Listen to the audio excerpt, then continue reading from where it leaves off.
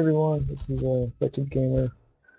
Um, Today I've been playing a lot of games lately, just kind of get back in the groove again, and it's what I've always done in these videos where I try to do something different with the matchups and have fun with it. So today's game is going to be this is a relatively new kind of strategy tactics that I've started using. So yeah, get right into it. It's XKI? XKI? I have no idea. Kudos for the awkward name, man. Anyways, get into like the builds and whatnot. It goes for a command center first, a pretty greedy Terran build. And I go for 15 hatch, and I get my gas a little bit later. I think right after I finish with my spotting pool. And then I start my third. One thing I don't like about how I did the build, like the opening build, was that my queens were really delayed and they're really out of sync, so I had to spend extra APM just to catch up on it. In this game, he goes for early command center walls. This choke went off, and then goes to a couple of Hellions, and then does like a Marine Hellion timing thing. Not really sure if it's a timing, but I think he was just hoping to actually kill a bunch of workers, even take out the space. So that's SUV, so I want to make sure like no bunkers or shenanigans to take me out. Alright, so now this game gets underway, I want to be talking about my strategy. This game, because it was a Terran game, I wanted to, again, be inventive, try something new. And this time I actually did the mass overseer strategy. The strategy, or the planning behind it, is basically before you make an engagement with the army, trade forces, you kind of want to stifle their production. So like, if you stifle them, they're not only going to be able to produce and just reinforce the army that just died, it also kind of throws off their APM too, because to put it this way, a Terran, their macro is like a credit.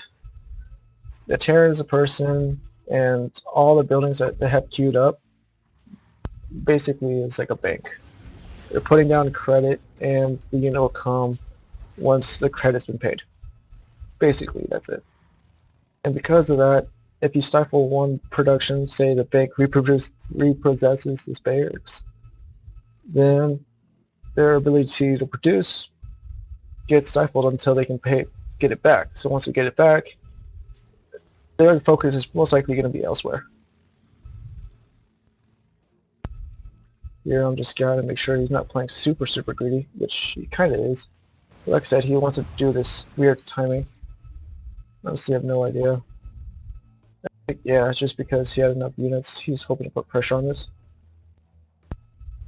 And another interesting thing about the build, or the strategy I went this game, was I actually went Hydra Ling Bailing. Hydras have really good DPS, like I've said in the videos where I've had Roach Hydra as my focus. But the Hydras also allows me to put some damage on the medevacs too. Now granted, against Hellions, Hydras are, well, almost pathetic. But these amount of Hydras can take out these amount of Marines. And again, the damage to the medevacs is more APM he has to put to fixing it, or risk losing drops. Alright, so now it's a silly timing. I'm expanding again, just because, why not? I just got myself very far ahead, and I see that he's taking a third. Also have, oh, these troops are stuck in there, that's why. Here, just trying to press my advantage, see if I can take out anything, make him scared. And retreat. This guy, he was pretty good. Just die, that's it. Now anyways, back to like the focus with like Overseer love. The best time to do them is before attacks. Well, since it's a layer tech and because depending on the matchup, it's sometimes harder. Like against Protoss, I would love to try this because Protoss, all you have to do is focus the warpgates, and their ability to just create an army out of nowhere really fast is just stifled. It's really easy to kind of just noob stomp them. It's another thing in Terran flying buildings. I just kind of starting to find some love for them again. Anyways, back to the overseer. Contaminate. Any player that has their buildings contaminated is going to throw off their groove, so to speak. A player's groove is fundamental to their playstyle. A lot of Terran players or Protoss players or even Zerg sometimes, they'll like to attack everywhere, like he's trying to do here with the medevac drops.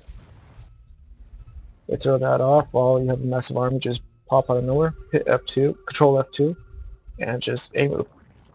Just because they spend more time trying to defend and make workers. Stuff like that. This, otherwise, we're fairly even now, but his composition with good micro should be able to counter him on, but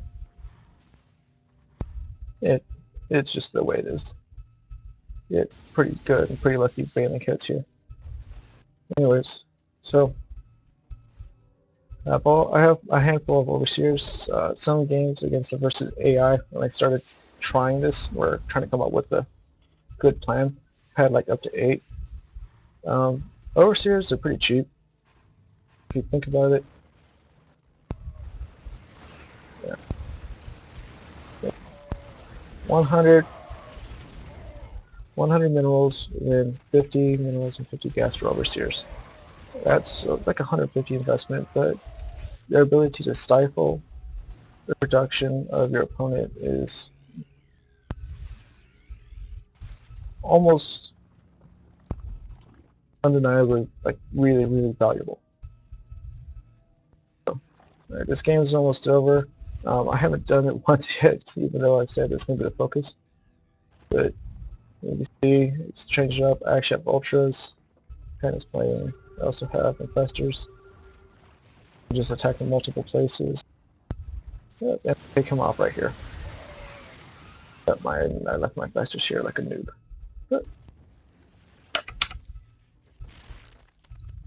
alright, so not only did I stop with his marauders, widow mines, and his medevacs.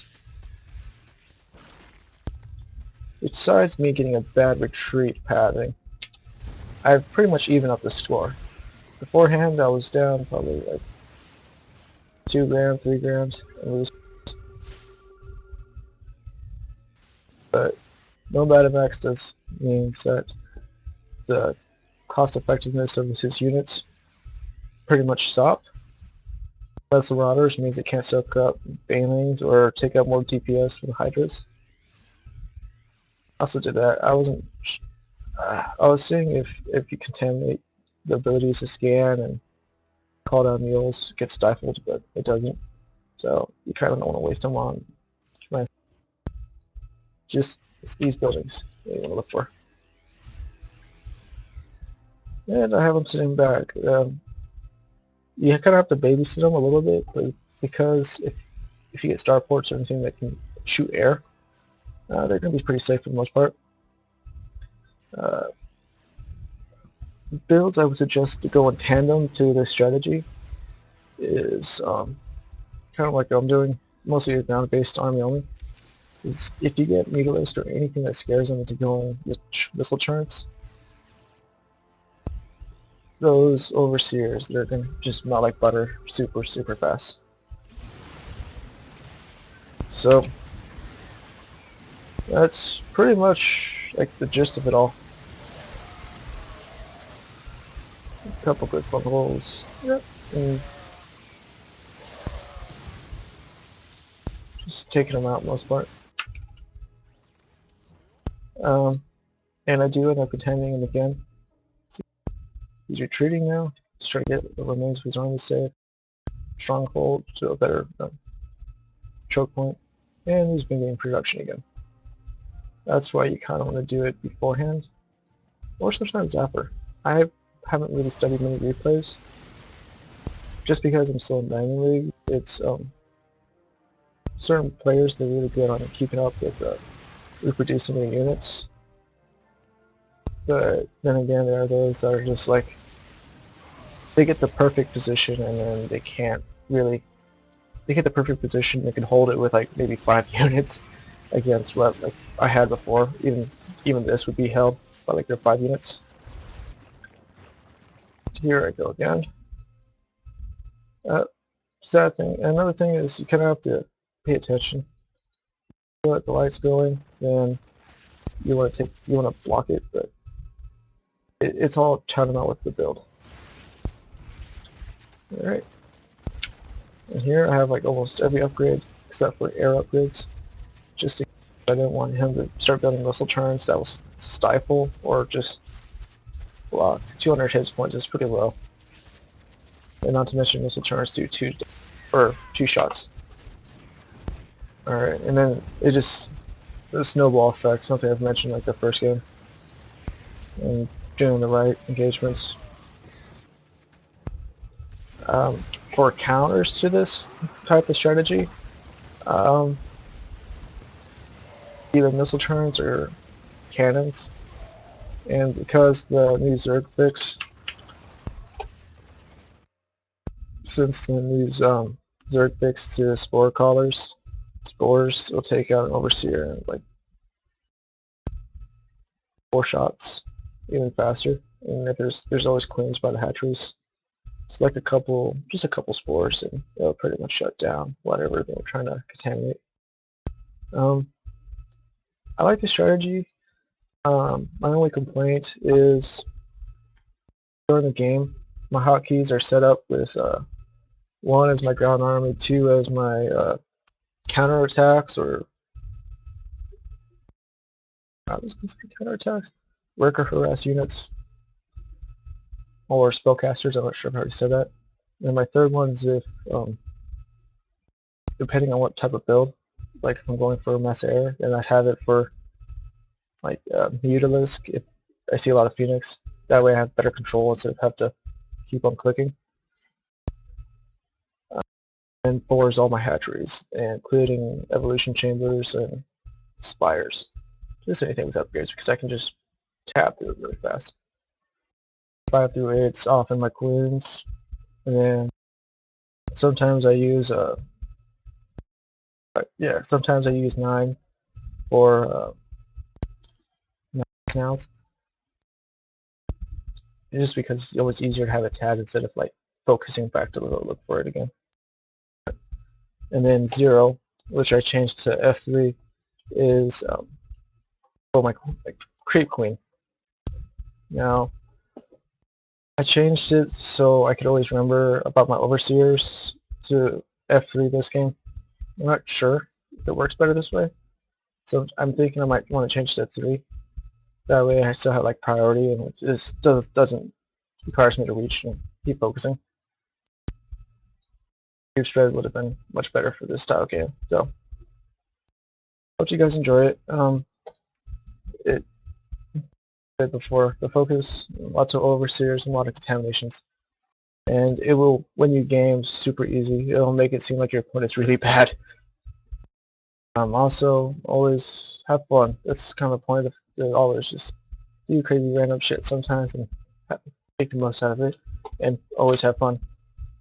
Alright, thanks for watching, guys. If you have any suggestions to make this better, quality-wise or sound-wise, leave a comment in the section below. If you liked it, please thumbs up. Alright, good night.